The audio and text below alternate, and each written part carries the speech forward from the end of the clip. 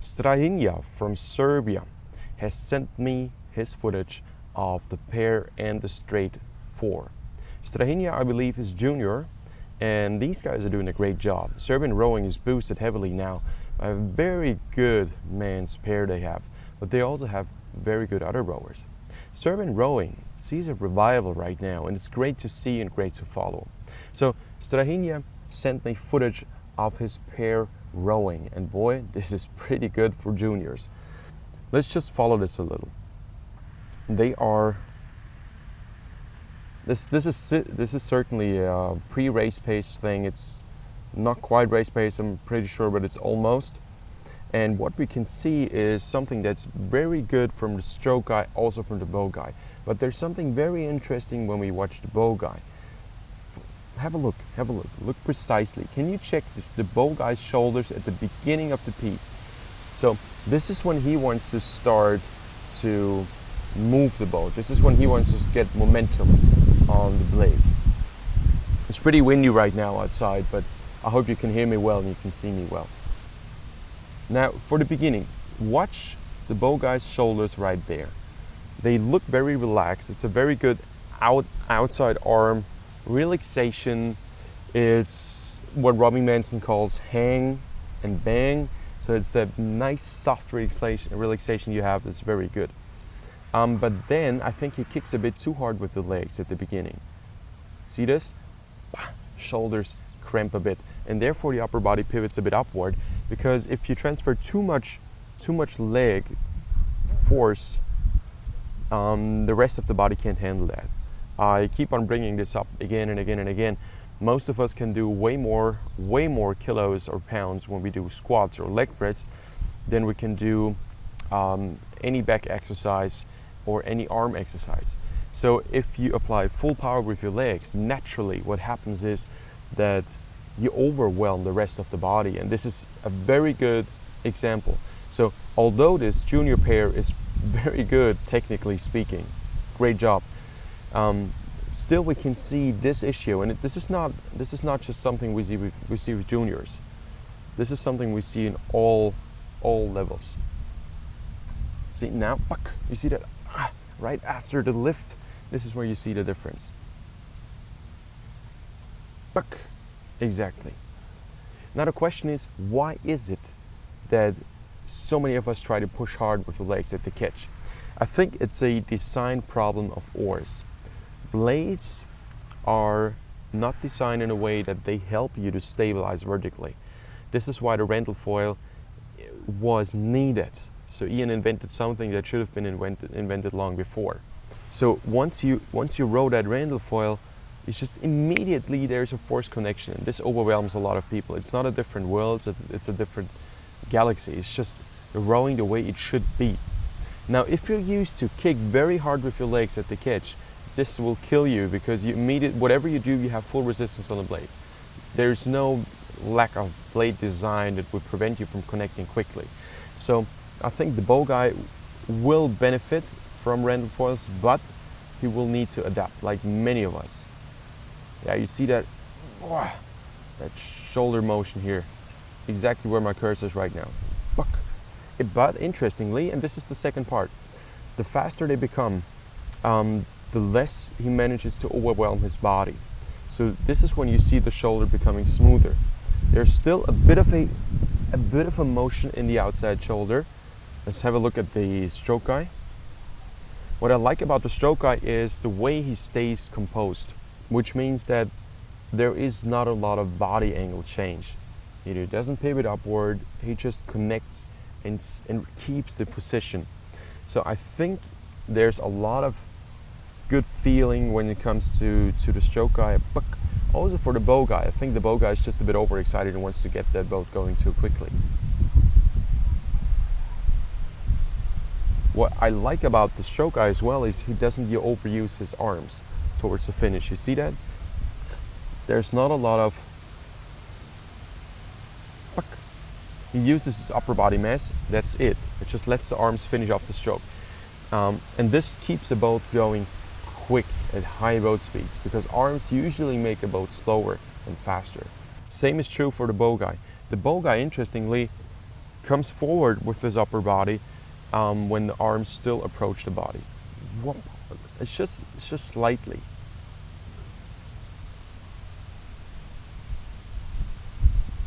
And I think the stroke could use his upper body a slight bit more towards the finish, but that's just my perception.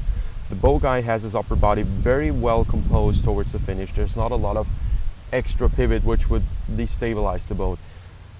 So I must say, 2 rowers with a very good feeling. This is very nice to see. So the things I change is a bit that upper body pivot at the catch, taking a bit more time to connect, because a hard leg drive will not result in more resistance on the blade anyway, because the rest of the body can't handle it. So you might as well save a bit of power, don't make your legs so tired, and just push with your legs just as much as the rest of the body can handle. I think this is the overall conclusion. Yeah, but first, very, very good. Now, Strahinjia has also sent me videos of the straight 4. Let's have a look at these. Okay, now that's their 4.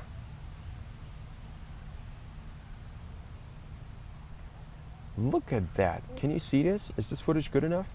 You see how relaxed that number 2 guy does the finish. It's that almost, I don't want to compare this to Matthew Pinson, but it's like that easy working into your body, that effortless finish. I haven't seen this from a junior.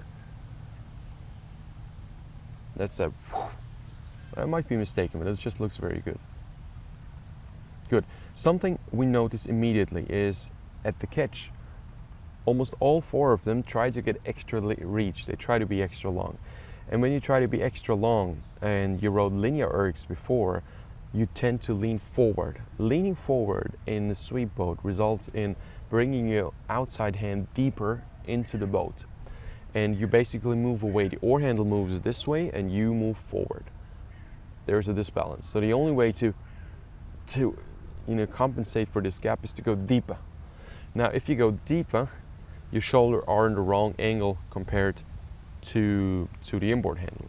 Now, the guys managed to cope with this problem almost quite well. I think 2C does have a bit of a problem here, but for the rest is very good. And what I like is that all of them have a pretty stable posture. I think 3 and 4 are falling a bit too much onto their knees at the catch. They try to get too much forward lean. So in order to increase the stroke length, if it is needed at all, I'm not sure about this, is to pivot around the pin. And pivoting around the pin will get you more reach. I said this in this video of the straight 4 from Sweden. So try to be in a better body position. So which means the inside shoulder stays a bit lower, you're parallel to your inboard handles. So you actually move together with the inboard handle. Don't try to force yourself that 1 or 2 degrees extra forward. It's not necessary. Just follow the stroke a bit more. Yeah, and the result of moving down your hands into the boat just before catching usually is that you have to move up to connect the blades for 2 reasons. First of all, the blades are too far off the water, and we can see this right now, they are. And second of all, the upper body has to move up. So it's not just you move the hands up, you have to bring the blades into the water at a point of time where you should already be connecting and catching. And secondly, your upper body starts the stroke with an upward pivot motion, and that upward pivot motion usually leads to a complete pivot throughout the entire stroke, unless you reduce force once you connect the blades in the water. But the thing you want to do last in a rowing stroke is reduce force to be able to position the body or to reposition the body. But this is necessary. And guys, don't think that you're the only ones who do this. I've seen this with all levels. Olympic level, World Championships, Masters, Under 23, Senior A's, everybody. This is a common problem. What I like, what you guys do very well, although you do not finish the stroke at the same point of time. You see Number 1 is already out of the water, number 3 is not. But this is just a matter of time, kilometers, and synchronization. It's not a big deal. But you managed to keep the same body position. So you guys must have worked a lot with your coach, and congratulations to your coach on a very stable upper body trunk position at the finish. So there is a sufficient amount of tension which stabilizes the boat. And to me, I have the impression your boat is always set. It's very good. Now, talk about finish positions. I think your elbows here, number 2, are too close to the body.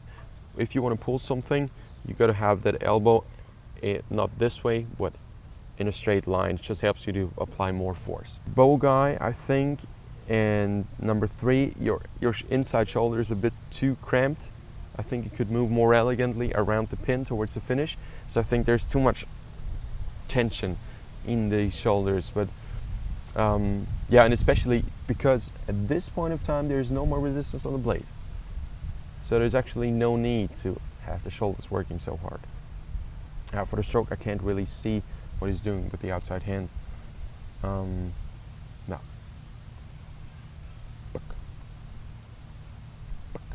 What I like about this is the rhythm. You see this? There you go. It's a very rhythmical stroke. Chip, chip, chip, chip. One more thing I realized with the stroke guy, you see the hands are moving up and down and up and down. Classic. It's and I think the result is just a result of you going too deep with your hands at the catch. As you start your stroke with a pivot motion, you finish the stroke with a pivot motion. Therefore, it's almost impossible. If I told you now, keep your hands high at the finish, you can't do it.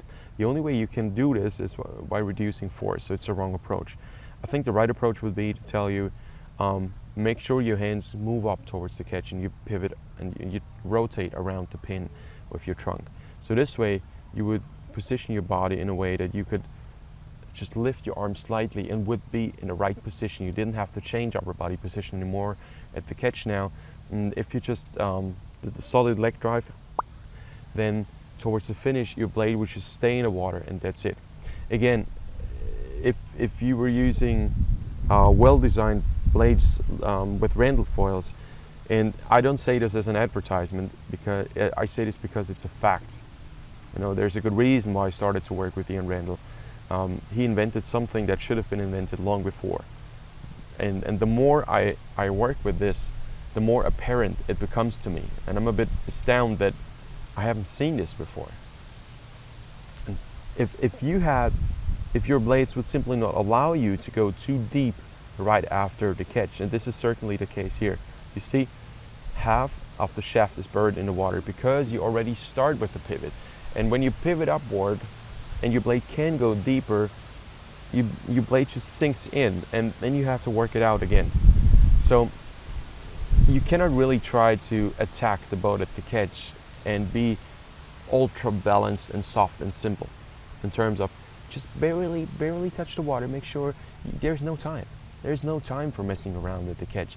You have maybe 0.2 of a second, maybe 3 if you're ultra slow. And this is the time you need to put the blade in the water, create resistance, make sure the body adapts to it, done. How quickly want to do this? 2-3 of a second? I doubt it. I doubt this will work. And the blade should not go much deeper than that. And they do. It's not your fault. Well, to some degree. Stop bringing your hands too deep at the catch. But keep in mind, guys, this is a Junior 4. And for Junior 4 rowing, this is very, very good.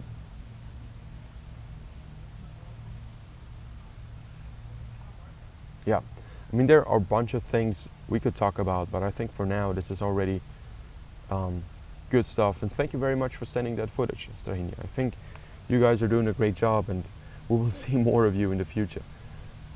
Very dedicated. Great job. Great job from you and your coach. Okay, guys, if you have footage to send, either send it to me by WeTransfer or Dropbox, or just upload it to YouTube and send me the YouTube link. This is the easiest way to do it. Okay, remember, I need the full right to use your footage, so please give me that in a written form somewhere, and also for all people shown in the video. Okay, for the rest, I wish you a very good day, and I'm looking forward to see you soon. Bye-bye.